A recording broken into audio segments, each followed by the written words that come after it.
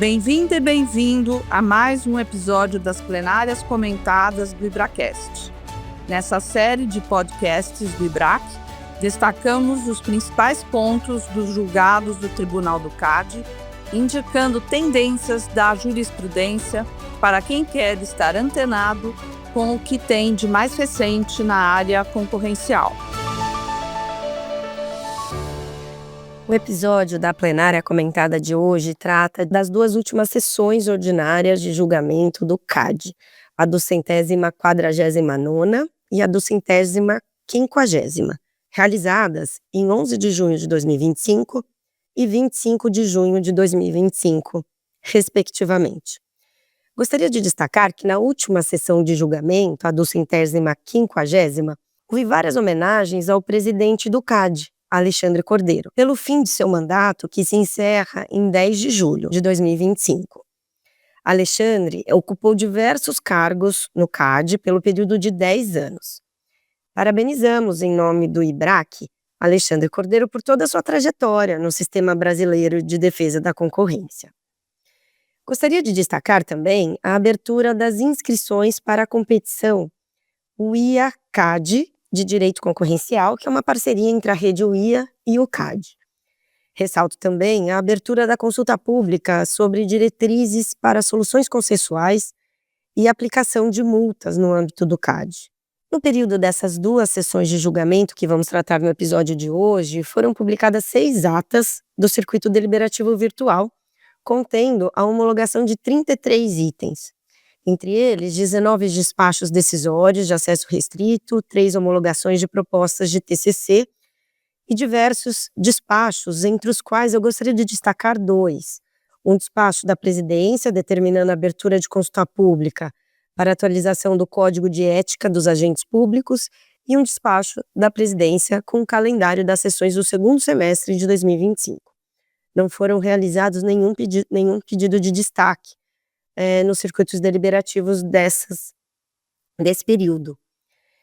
Hoje, contamos com a participação de um convidado super especial. Estamos aqui com o Ricardo Mota.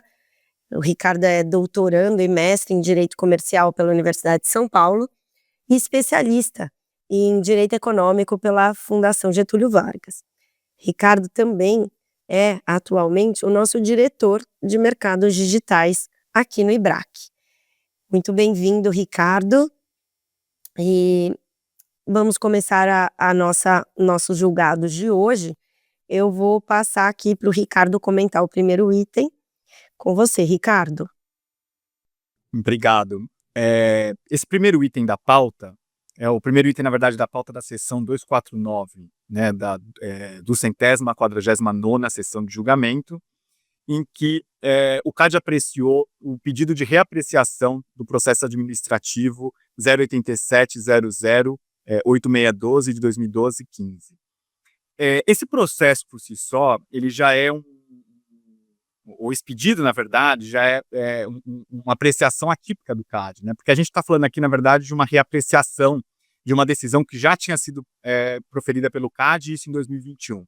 E aqui, para contar um pouquinho dos fatos, até para a gente conseguir entrar nos pontos importantes da decisão, a Nilcatex, que foi aqui a solicitante desse pedido de reapreciação, ela tinha sido condenada no ano de 2021, num processo administrativo que apurou ali a existência de um cartel em licitações públicas para compra de uniformes.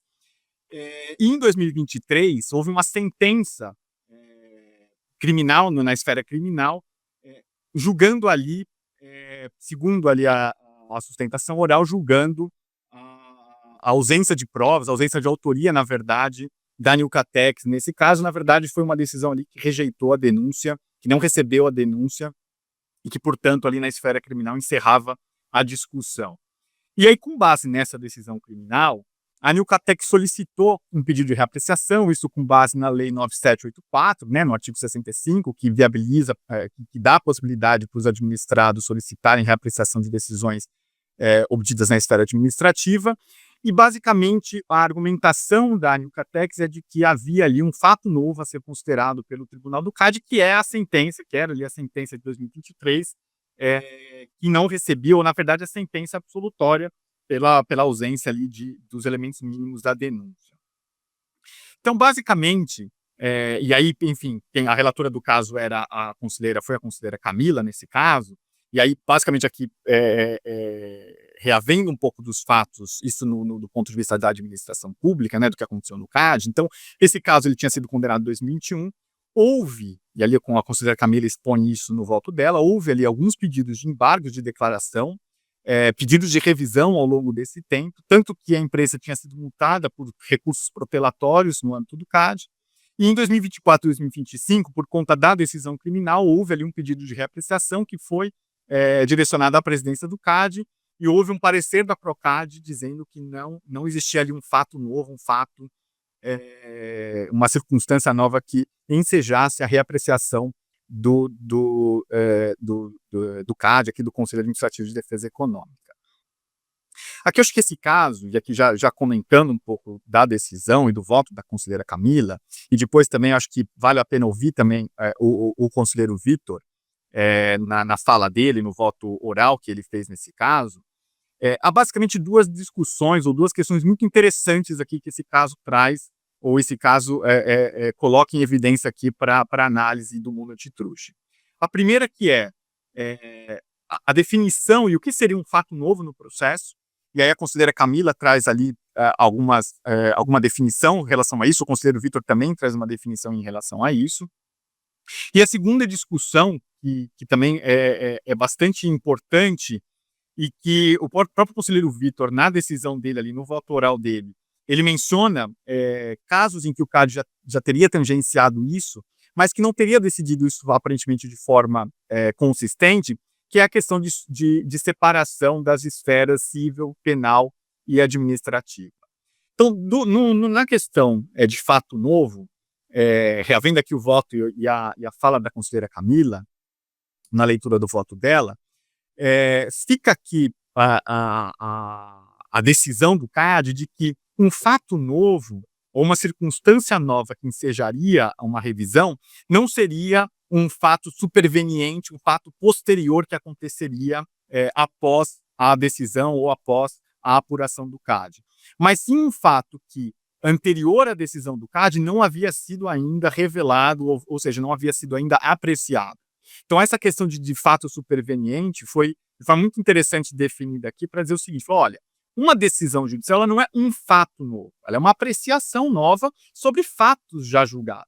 Um fato novo seria um e-mail, seria uma testemunha, seria alguém que aparecesse posteriormente dizendo: olha, esse fato aqui não havia sido apreciado, não havia sido analisado pelo tribunal à época da decisão e deveria ter sido analisado e, portanto, é um fato superveniente, um fato que foi tomado conhecimento pela autoridade após a decisão. Então, nesse caso aqui, a decisão judicial, a decisão penal aqui na instância criminal, ela é, na verdade, ali uma decisão, mas ela não é um fato referente à época, ela não diz respeito especificamente à época, mas simplesmente a apreciação criminal em relação a essa decisão.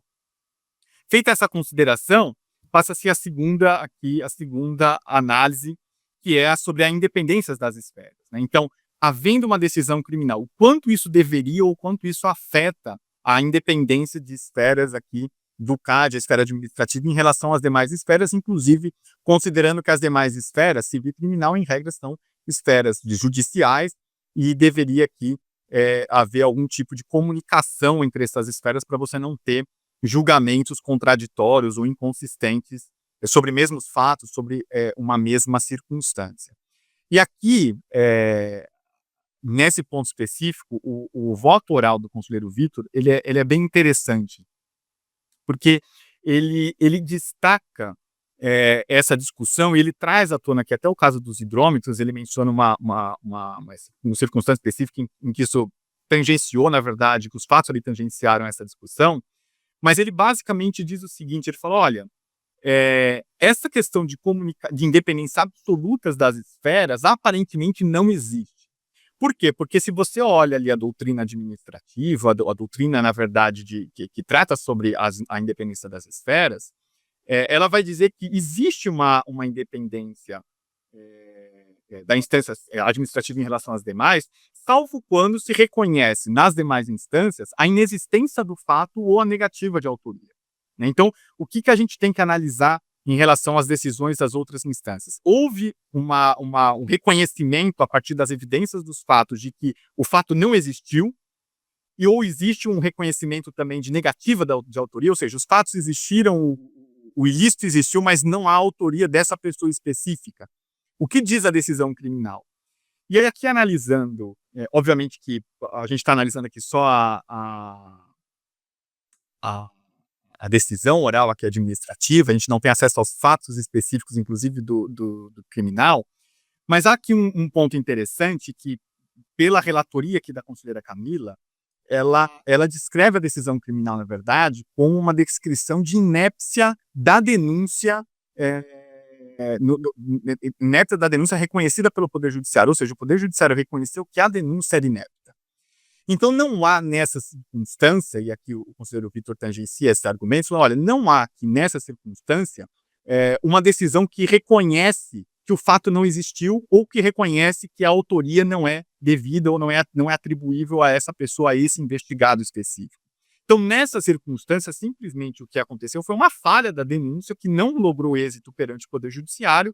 O juiz ali não recebeu essa denúncia por falhas na sua apresentação.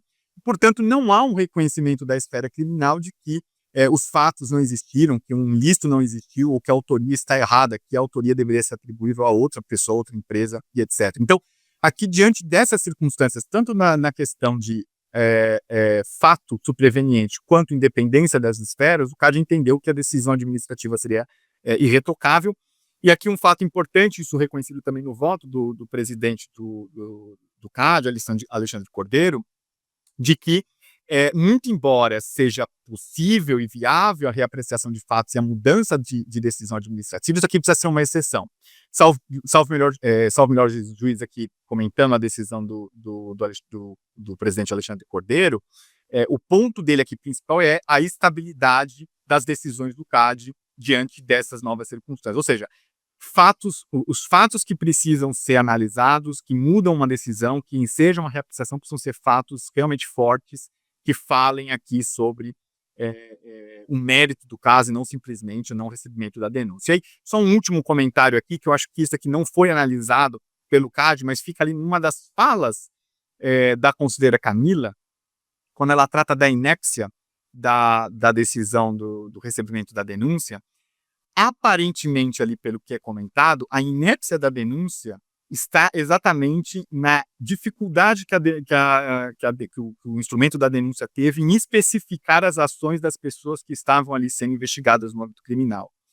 E aí fica aqui um ponto que recorrentemente se alega em processos administrativos, principalmente em processos administrativos de cartel, que é a necessidade de individualização das condutas desde o início, desde a da abertura do processo administrativo. Então, isso na esfera criminal ficou uma frasezinha muito escondida, mas isso na esfera criminal, a princípio, tem sido levado muito a sério, e eu acho que é um ponto também a se destacar aqui dessa decisão, porque tudo isso aqui faz parte desse conjunto de fatos e de análise de mérito que foi feita pelo CAD. Então, eu acho que nesse caso aqui é um caso que vale a leitura dos votos escritos, quando todos estiverem disponíveis, mas vale a leitura também ouvir a sessão do CAD, porque eu acho que é um caso interessante.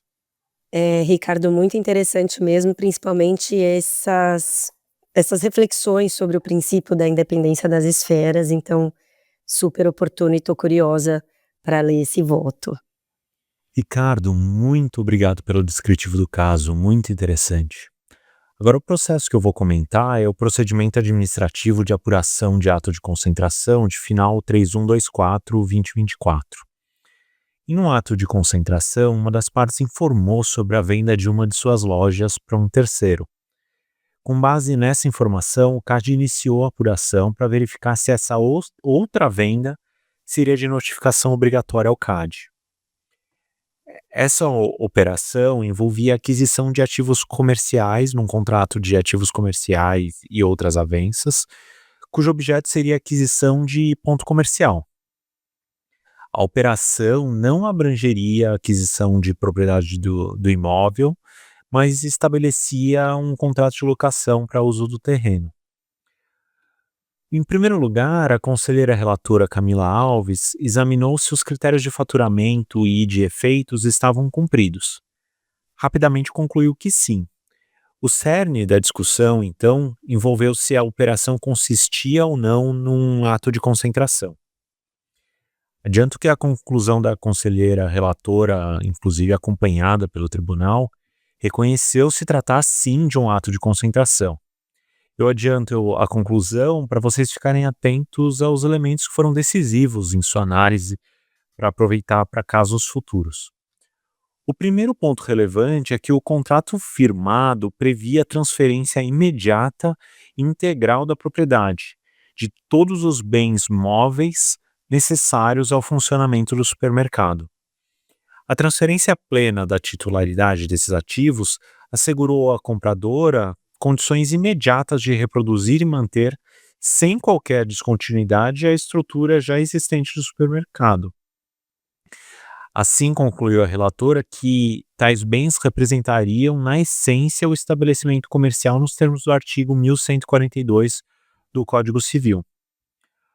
No voto, ela afirma que os precedentes do CAD reconhecem que a aquisição de ativos produtivos que elevam a capacidade produtiva e comercial de quem o recebe possibilita a entrada em mercados em que antes não atuava ou fortalece a posição em segmento já explorado, e por isso seria considerado um ato de concentração.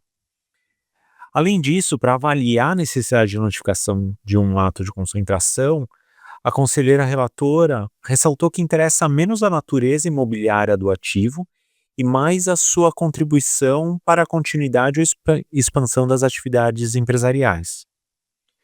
Para ela, no caso específico, os bens transferidos compõem sim um estabelecimento comercial, pois em conjunto, abre aspas, permitem à empresa explorar plenamente o ramo de varejo de autosserviços, fecho aspas, assim dando o potencial desses ativos dotarem a compradora de capacidade produtiva e competitiva imediata no mercado, em que ambas as empresas, tanto a vendedora quanto a compradora, atuam.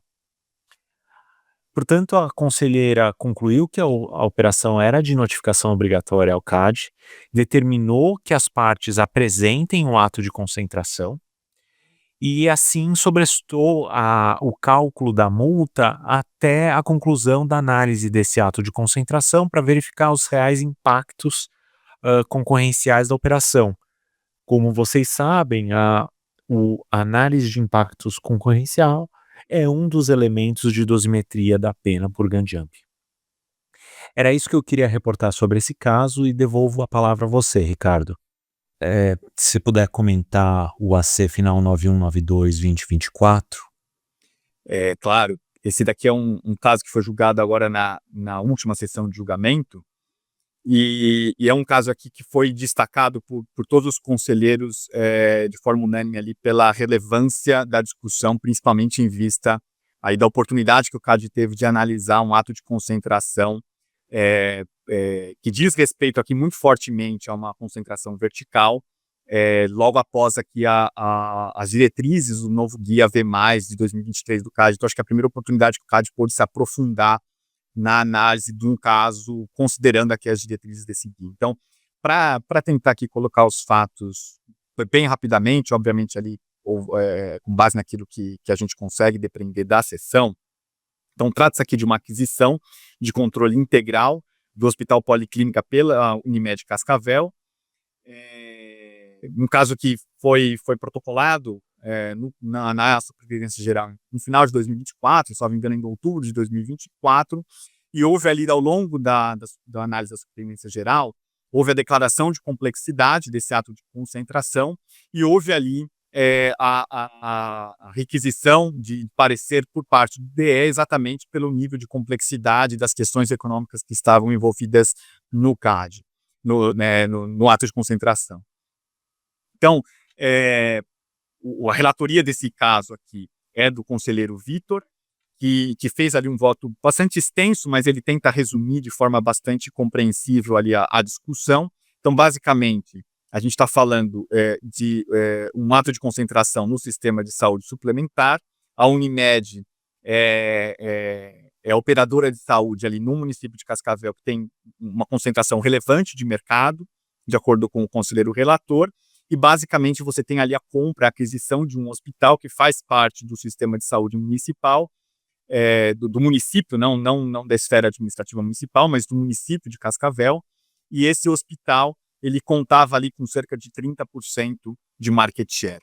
Então, basicamente, os mercados relevantes definidos foram um sistema de prestação de serviços hospitalares, e aqui, geograficamente limitado ao município de Cascavel. O conselheiro Vitor, inclusive, menciona ali toda a metodologia que foi utilizada, isso de forma bastante consistente com a jurisprudência do CAD em relação a esse tipo de mercado. Então, ficou ali basicamente restrito ao município de Cascavel. E, como segundo mercado relevante, o mercado de plano de saúde médico hospitalar, e também restrito ao município de Cascavel, também seguindo a metodologia de análise desse tipo de caso, já decidido pelo CAD em outros casos anteriores.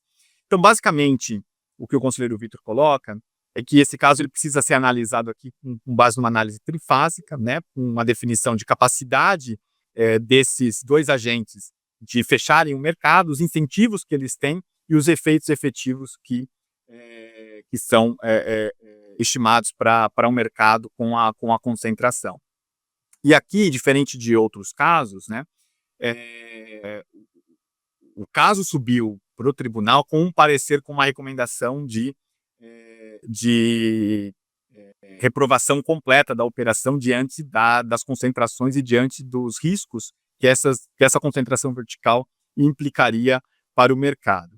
Então, aí o conselheiro Vitor ele faz uma análise bastante minuciosa desses mercados e dos dois mercados envolvidos, e aqui, basicamente, o que eu entendo aqui da leitura do voto, obviamente que o voto escrito deve ser muito mais longo do que a leitura do conselheiro Vitor, mas é que, muito embora a Unimed tivesse ali uma concentração muito grande no mercado de saúde suplementar, o fato de você ter uma concentração relativamente alta, mas ali ainda com alguma concorrência no mercado hospitalar, viabilizava a imposição, e aqui no caso foi uma negociação, porque foi um ACC que foi fechado entre as partes, mas viabilizava aqui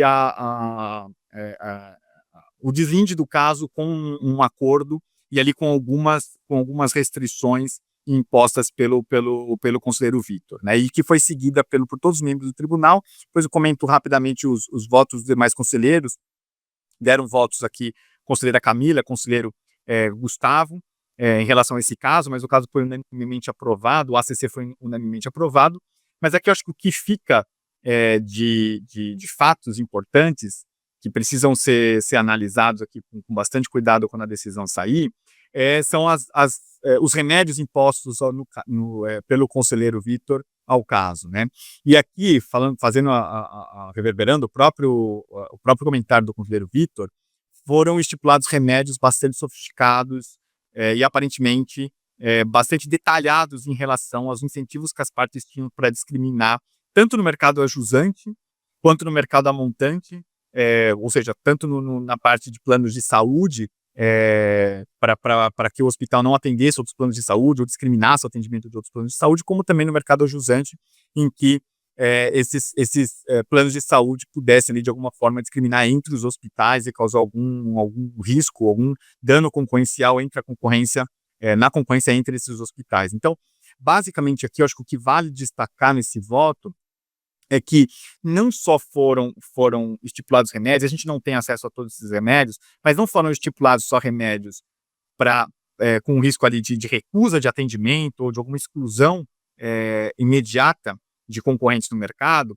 mas a princípio, pelo que o conselheiro Vitor coloca, e a conselheira Camila também faz menção a isso, os remédios estipulados, eles tratam ali de todas as possibilidades, inclusive aquelas soft discriminations, né, aquelas discriminações bem suaves e bem sutis que podem ser impostas pelas partes, e isso aqui foi de alguma forma mitigado por esse ACC, pelos compromissos que foram assumidos, inclusive também pelo próprio monitoramento que o trustee vai fazer desse caso. Então, eu acho que fica aqui como mensagem geral. E, desculpa, só um fato adicional, que parece ser uma inovação também, isso é destacado pelos conselheiros ao longo dos votos, são as cláusulas de compartilhamento direto com o CAD dos dados produzidos pelo KIS. Então, esses dados eles são muito importantes para avaliação e, inclusive, podem ser objeto ali de discriminação. Então, há ali um compromisso, uma obrigação de compartilhamento diretamente com o CAD, e deve haver no âmbito do trustee, no âmbito do CAD também, pelo que a gente imagina aqui, deve haver também um acompanhamento muito de perto do próprio CAD em relação a esses dados e a forma como as partes estão tratando concorrentes, tanto no mercado ajusante quanto a montante, como a forma como as partes estão tratando os concorrentes e se há algum tipo de discriminação. Então, acho que, de forma geral, fica uma mensagem, e aí isso foi destacado, inclusive, pelo conselheiro Gustavo, no voto dele, fica uma mensagem de que o CAD mudou, de certa forma, a abordagem em relação a esses casos de concentração vertical. Então, foi um caso que quase foi reprovado, ele chegou ali com recomendação de reprovação, houve uma negociação de um ACC bastante detalhado e bastante duro por parte do CAD, e é uma mensagem que o CAD está passando no sentido de que atos de concentração verticais também podem ser e vão ser objeto de um escrutínio muito detalhado e podem ser objeto também de reprovação em futuros atos de concentração. Então, fica aqui já um ponto, uma curva aqui que o CAD está fazendo, e isso serve não só para os mercados, conforme os próprios conselheiros destacaram, não só para os mercados de saúde suplementar, que tem aí um histórico de análise pelo CAD muito longo e bastante detalhado, isso foi, o conselheiro Vitor fez esse histórico no voto dele, mas há aqui aparentemente uma indicação de que esses casos serão analisados de forma mais dura, que segue, de certa forma, o próprio guia também norte-americano do FTC, que também aparentemente mostra essa preocupação adicional agora com restrições verticais, com concentrações verticais. Então, fica aqui uma mensagem muito clara do CAD de que esses casos serão analisados de forma muito detalhada e que as partes, obviamente, precisarão já de saída apresentar informações bastante detalhadas e estudos bem robustos para que esses casos sejam aprovados ou sejam negociados acordos no âmbito desses casos. Então, fica aqui essa mensagem. Eu acho que o último comentário que eu faria é só em relação ao prazo do acordo, é um prazo relativamente extenso para esse tipo de caso, inclusive, são 10 anos de monitoramento do ACC. Então, também aqui há uma mensagem que o CAD está passando, eu acho que essa mensagem tem que ficar bem clara para todo o mercado. Eu acho que o voto vale muito a pena a leitura e também aqui a assistir a sessão, porque as mensagens ali são bem claras do CAD. Bom, eu passo agora a analisar o processo administrativo 08012-008859 de 2009, dígito 86. Esse é um daqueles casos que difíceis da gente encontrar hoje. Ele é bastante antigo, de 2009. Foi proposto perante a antiga Secretaria de Direito Econômico do Ministério da Justiça. E é um daqueles casos em que a gente vê uma cooperação entre a SDE e o Ministério Público, com diversos mandados de busca e apreensão, interceptação telefônica. Esse também é um caso em que teve um TCC com o líder do cartel, que a gente está falando aqui de um cartel clássico, e teve também a imposição de uma medida preventiva pela superintendência do CAD. Esse é um caso em que envolve um cartel clássico no mercado de revenda de combustíveis no Distrito Federal e no entorno. Uma investigação iniciada em 2009, teve por representante uma pessoa física, e o relator desse caso é o conselheiro Carlos Jacques Vieira Gomes. Eu gostaria de ressaltar que se trata de um caso com um polo passivo expressivo que justifica o voto do relator bastante extenso, mais de 200 folhas, e bastante fundamentado. Queria fazer algumas observações aqui em relação ao voto do relator, em que ele fez de uma forma bastante organizada, estruturada e sistematizada em relação à tipificação da conduta, o que é bastante louvável. Uma preocupação constante de referenciar os precedentes do CAD em relação às condutas aqui analisadas, o que também é bastante louvável, para que o CAD consiga firmar os seus precedentes, a sua jurisprudência. A gente está falando de um tribunal administrativo, e também uma preocupação aí com as regras de análise, enfim. Eu faria apenas uma ponderação em relação à regra de análise, em que foi mencionado se tratar de uma infração por objeto e que foi analisada pela regra per se. Eu só ponderaria, né, a distinção dessas duas denominações, que nesse caso foi utilizada como se fossem sinônimos. Me parece que a gente está mais diante de uma regra per se, porque está expresso no voto do relator que não tem uma análise de efeitos. Então, eu só faria essa ponderação em relação à diferença da infração por objeto, que, a meu ver, admite a inversão do ônus da prova. O que não ocorreria nesse caso, porque, segundo mencionado pelo relator, aqui não se analisa os efeitos por se tratar de uma conduta de cartel clássico. Ele também ressaltou que o cartel clássico é distinto do cartel difuso e, portanto, isso é relevante para fins de dosimetria da pena. Então, também uma diferenciação aqui importante, né? Ele usou 15% de parâmetro para fins de imposição da alíquota, e esse 15% está previsto no guia do CAD de dosimetria de penas em caso de cartéis. E teve aqui uma discussão sobre qual lei aplicar. Então, aplicou-se, em alguns casos, a lei mais benéfica, que seria para as pessoas naturais, a Lei 8884, de 94, e a mais benéfica às empresas e administradores é a lei atualmente em vigor, 12.529, de 2011. As alíquotas variaram entre 15% e 17%, teve uma descrição detalhada sobre agravantes e atenuantes da pena, e foi considerado principalmente a situação econômica do infrator e a capacidade de pagamento de cada uma dessas pessoas físicas e jurídicas. Também teve uma ponderação em relação às tipificações de condutas, foram algumas condutas envolvidas nesse processo, e eu gostaria de ressaltar a conduta autônoma de troca de informações sensíveis, que, embora o conselheiro tenha feito uma breve descrição dessa conduta, ele ressaltou que ainda não há nenhum precedente no CAD sobre essa conduta, então ele não estava exaurindo a análise dessa conduta, e também concluiu que, nesse caso, ela não foi configurada, determinando arquivamento em relação a essa conduta em relação a alguns representados.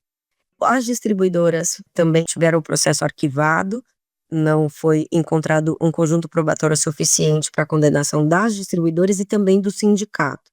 Outras pessoas físicas e jurídicas também foram excluídas do polo passivo por ausência de um conjunto probatório robusto, e diversas outras tiveram a condenação com base nos parâmetros que eu mencionei e multas relevantes, mas considerando aí a situação econômica de cada uma delas.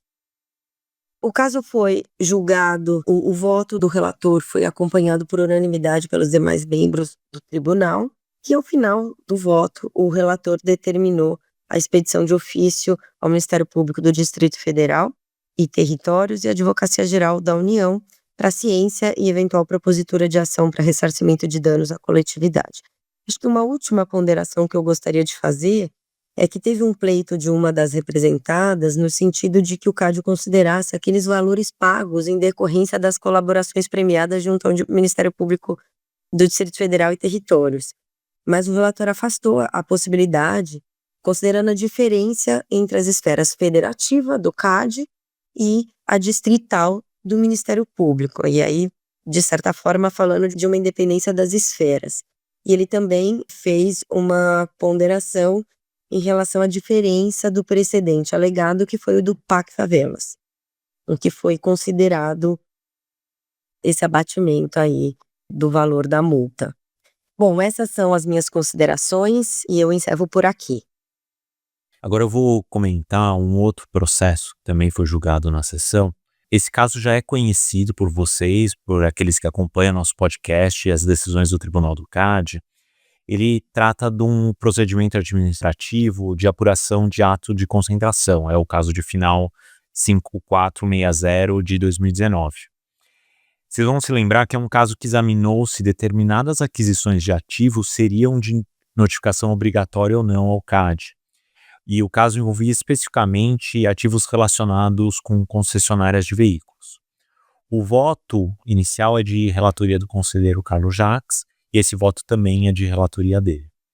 Então vale ouvir o nosso episódio que comentou a sessão 243 do CAD de 26 de fevereiro deste ano de 2025, E é um episódio que contou com a participação da Ana Paula Pasqualini e Luiz Eduardo Jaik. Naquele episódio, nós tratamos com mais detalhes as razões do CAD para reconhecer que aquelas aquisições de ativos seriam sim de notificação obrigatória e as regras de cálculo de prescrição por prática de gun jumping. É um caso bastante relevante. Só que naquela data, em fevereiro, o conselheiro Carlos Jacques sobrestou a fixação de multa para determinadas operações que ele examinou até o exame de mérito dos atos de concentração. Isso porque a multa de gun jump leva em consideração os impactos concorrenciais das operações no cálculo da multa, na dosimetria. Então, assim, além da obrigação de notificar as operações ao CAD, o conselheiro esperou o exame concorrencial e então concedeu prazo até 12 de junho deste ano para que as partes interessadas apresentassem uma proposta de acordo. Então, no dia 25 de junho, o tribunal, nessa sessão, homologou as propostas de acordo apresentadas, então as partes apresentaram acordos, com aplicação de contribuição pecuniária. Nos termos do voto do conselheiro Carlos Jacques, foi acompanhado pelo tribunal. Para cálculo da contribuição, não teve nenhuma novidade. O conselheiro utilizou a metodologia prevista na Resolução 24 de 2019, que versa sobre cálculo da multa pecuniária em casos de gun jump. Acho que um ponto inicial de destaque é que o conselheiro ressaltou que a multa por gun jumping seria, em regra, e ressalto aqui, em regra, limitada a 20% do valor da transação, em conjugados relativamente recentes do CAD que a gente comentou no nosso podcast. Entretanto, ele ressaltou que tal limitação não é automática. De novo, em regra aqui. Podendo ser afastada em 3 hipóteses. A primeira é quando as requerentes da operação agem de má fé. A segunda é quando o valor da operação for meramente simbólico. E 3, quando a operação gerar um significativo dano ao mercado. Essas são as exceções. O conselheiro Carlos Jacques, ele faz referência ao voto do conselheiro Gustavo Augusto, no caso Kurumá Goveza. Lá ele menciona essas 3 exceções ao limite de 20%. Assim, o conselheiro Carlos Jacques examinou se as operações se enquadravam nos casos da regra ou da exceção do limite de 20%. Em todos os casos, estavam dentro da regra do limite de 20%.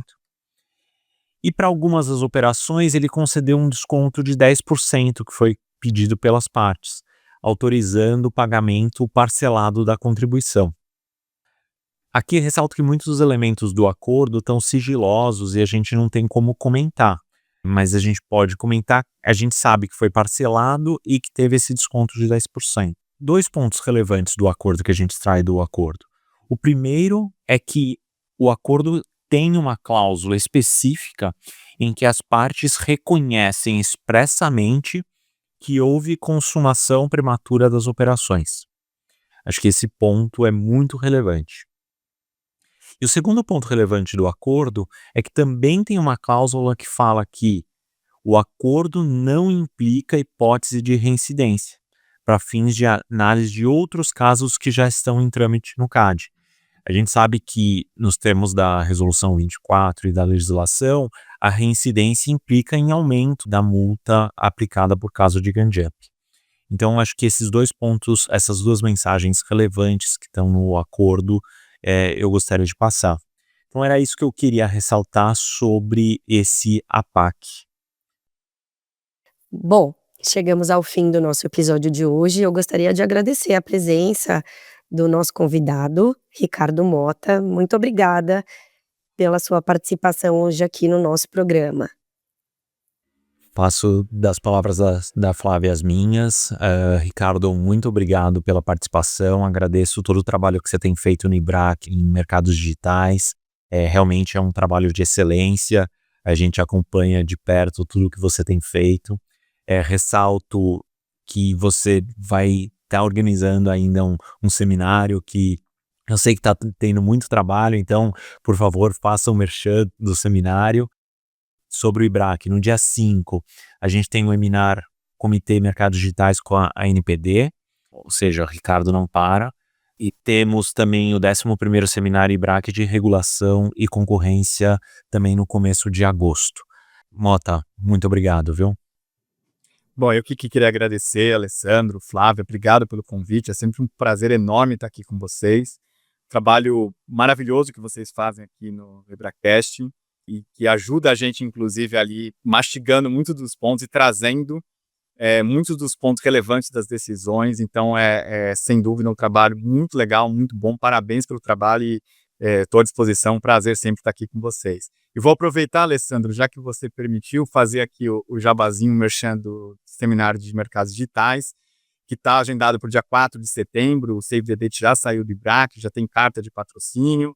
Os painéis já estão ficando prontos, está muito legal, então convido a todos ali a entrarem no site do IBRAC, fazerem a inscrição, aqueles que quiserem patrocinarem também um evento, uma oportunidade bem legal, e contamos com todos vocês lá, vai ser um prazer ter todos vocês lá para uma grande discussão sobre regulação de plataformas. Um grande abraço a todos. Este foi mais um episódio da Plenária Comentada do IBRAcast, o podcast do IBRAC, disponível no Spotify e YouTube. Eu sou Flávia Chiquito, diretora de Relações Institucionais do IBRAC e responsável pelo IBRAcast. E eu sou Alessandro Jacalha, coordenador deste programa. Agradecemos a equipe de edição e comunicação da Plenária Comentada, Luciano Costa e Maria Dolores. Ficamos por aqui. Até o próximo episódio.